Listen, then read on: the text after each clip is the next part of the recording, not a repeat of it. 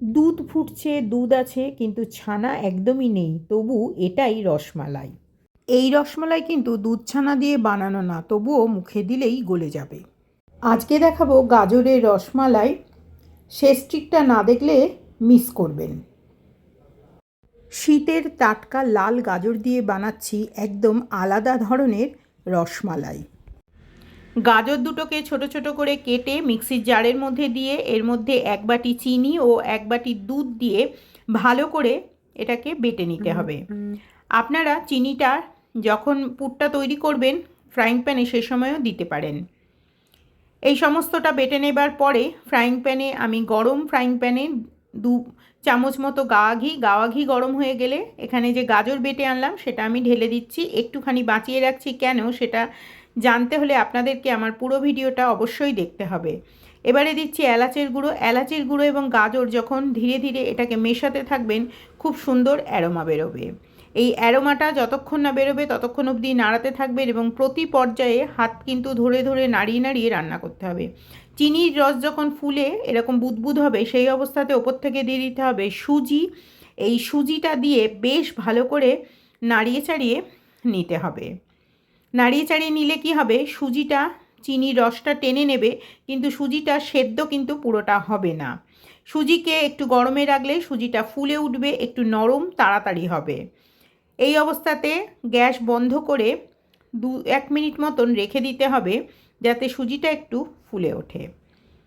এবারে আবার গ্যাসটা অন করে এর মধ্যে দিয়ে দিতে হবে 1 বাটি দুধ, যাতে সুজিটা পুরোটা একেবারে ভালো করে সেদ্ধ হওয়া যায়, এবং দিয়ে দিচ্ছি একটু ফুড কালার ও ড্রাই ফ্রুটস। আপনারা আপনাদের মনের মতন ড্রাই ফ্রুটস ব্যবহার করতে পারেন। আমি ব্যবহার করেছি কাজু এবং তার সাথে অ্যালমন্ড ও আখরোট। এই সমস্তটা ভালো করে মিশিয়ে নেবার পরে এর মধ্যে একটু গুঁড়ো দুধ দিয়ে আরেকটু বাইন্ডিং এজেন্টের মতন করে নিয়ে শক্ত করতে হবে, যাতে করে এই রসমালাইটা পুরো নরম হয়।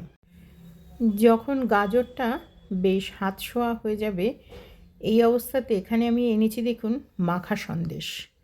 আপনারা বাজার চলতি যে মিষ্টি মেওয়া পাওয়া যায় সেটাও নিতে পারেন। হাতে একটু ঘি মাখিয়ে নিয়ে এই মাখা সন্দেশগুলোকে আমি গোল গোল ছোট ছোট একেবারে রসগোল্লার মতন পাকিয়ে নিচ্ছি।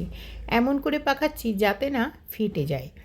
একেবারে নিটোল গোল দেখুন সুন্দর করে আমি এগুলোকে পাকিয়ে নিয়েছি। একদম ফেটে ফেটে গেলে হবে না, এরকম যেরকমভাবে পান্তুয়া বানানোর সময় বা গোলাপ জামুন বানানোর সময় গোল করেন সেরকম করবেন। এবারে এইখানে একটু গাজরের যে আমি পুরটা তৈরি করে আনলাম রসমালাইয়ের পুরটা, সেটা মাঝখানে দিয়ে দিচ্ছি একটু এই যে মাখা সন্দেশটা, আর তার উপর দিয়ে ঢাকা দিয়ে দিচ্ছি আর একটা গাজরের প্রলেপ। এইভাবে প্রত্যেকটা আমি সুন্দর করে বানিয়ে নেব এবং লাড্ডুর শেপ দিয়ে নেব। লাড্ডুর শেপ দিয়ে নেবার পরে এগুলোকে এই যে এক হাতে করে যেরমভাবে এ হাত ও হাত করে লাড্ডুর শেপ নেয় সেরমভাবেই দিয়ে নেব। আপনারা যদি মনে করেন যে আমি ভেতরে এই যে পুরটা দিলাম মানে মাখা সন্দেশের পুরটা দিলাম ওটা দেবো না, শুধু গোল গোল করে এরকম লাড্ডুর শেপ করে নেব, সেটাও কিন্তু করতে পারেন, সেটাও খেতে খারাপ হবে না। এবারে এটাকে ভালো করে আমি শেপ দিয়ে নিচ্ছি, প্রত্যেকটাই এইভাবে শেপ দিয়ে নেব।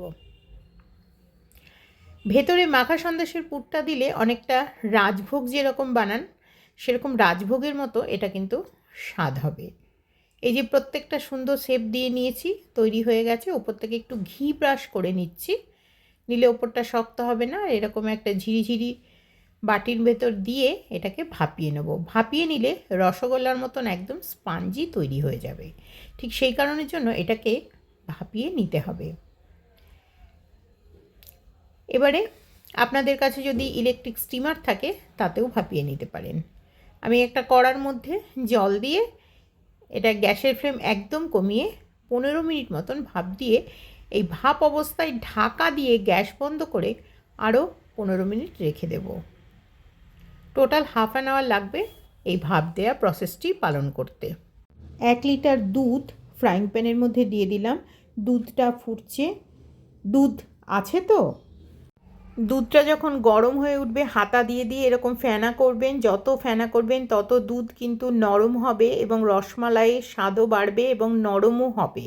এরপরে হাফ বাটি চিনি দিলাম। চিনি দেবার পরে দুধকে আর একটু সুগন্ধি করার জন্য এর মধ্যে দিলাম এলাচের গুঁড়ো। এই সমস্তটা খুব ভালো করে মিশিয়ে এরপরে দেখুন এখানে দিয়েছি আমি কিছুটা গাজর।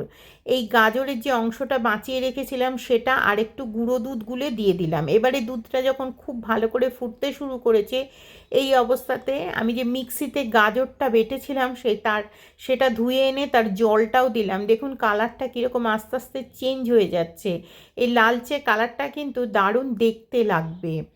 মনে রাখবেন যত ঘন হবে জিনিসটা, যত ঠান্ডা হবে তত কিন্তু ধীরে ধীরে ধীরে ধীরে এটা কিন্তু শক্ত হবে এবং ঘনত্ব বাড়বে। এর মধ্যে যে মাখা সন্দেশের একটু অংশ বাঁচিয়ে রেখেছিলাম সেটা দিয়ে আরও আরেকটুক্ষণ ফুটিয়ে নিলাম। এটা বেশ ভালো করে হাতা দিয়ে দিয়ে বারবার নাড়াবেন, তাহলে কিন্তু দুধের যে মালাইটা তৈরি হবে সেটা কিন্তু বেশ সুন্দর নরম হবে। পেছনটা যখন এরকম দেখুন একটু দানা মতো উঠে এলো হাতাটার পেছনে, তার মানে বুঝতে হবে ওটা তৈরি হয়ে গেছে। একটু গুঁড়ো দুধ দেবার 2-1 মিনিট পরেই কিন্তু ওই রকম একটা দানা মতন তৈরি হয়ে যায়। এবার এটাকে ভালো করে নাড়িয়ে নাড়িয়ে গ্যাসের ফ্লেম এই পর্যায়ে একদম কমিয়ে রাখতে হবে, কারণ এর পরেই কিন্তু আমি মেশাবো সেই গাজরের লাড্ডুগুলো। এবারে মিল্কমেড দিলাম। মিল্কমেড দেওয়ার পরে আরও কিন্তু জিনিসটা ঘন হয়ে গেল। 15 মিনিট পরে দেখছি এটা সেদ্ধ হয়ে গেছে। গ্যাসের ফ্লেম বন্ধ করে দিয়ে আবার ঢাকা দিয়ে 15 মিনিট রেখে দেব।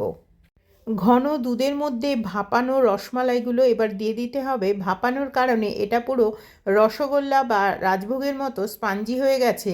দেখবেন নিজে নিজেই দুধটা রসমালাইয়ের মধ্যে ঢুকে যাচ্ছে। দুধে ভাসছে রসমালাই, এই সময় আঁচ কম রাখা খুব জরুরি এবং ওপর থেকে আরও কিছুটা ড্রাই ফ্রুটস আমি মিশিয়ে দিচ্ছি। মিশিয়ে দিয়ে খানিকক্ষণ আরও ফুটিয়ে নিতে হবে। সব শেষে সুগন্ধের জন্য আমি দিয়ে দিচ্ছি একটু গোলাপ জল। গোলাপ জলটা 2-3 ড্রপ মতো দিয়ে দিতে হবে। এইবারে পরিবেশন করে নিচ্ছি। দেখুন কতটা পারফেক্ট তৈরি হয়েছে আজকের এই গাজরের রসমালাই। এটা আপনারা অতিথি এলে এই শীতকালে এই মিষ্টিটা বানিয়ে দিতে পারেন। অতিথিরা কিন্তু একেবারেই অবাক হয়ে যাবে এই ধরনের একটা নতুন মিষ্টি পেলে। দেখুন এবার কেটে দেখাচ্ছি ভেতরটা কতটা ক্রিমি এবং নরম হয়েছে। একদম পারফেক্ট ফর্ক দিয়েই কেটে ফেলা যাচ্ছে। ভেতরটা পারফেক্ট, কিন্তু আমি যে মিষ্টিটা দিয়েছিলাম সেই মিষ্টিটাও কিন্তু পারফেক্ট সেদ্ধ হয়ে একদম নরম হয়ে মিশে গিয়েছে এবং এটা খেতে অত্যন্ত সুস্বাদু হয়েছে। এরকম সুন্দর মিষ্টি রেসিপি পেতে অবশ্যই আপনারা আমার চ্যানেলটিকে সাবস্ক্রাইব করুন এবং লাইক দিন আমার আজকের এই ভিডিওটিকে।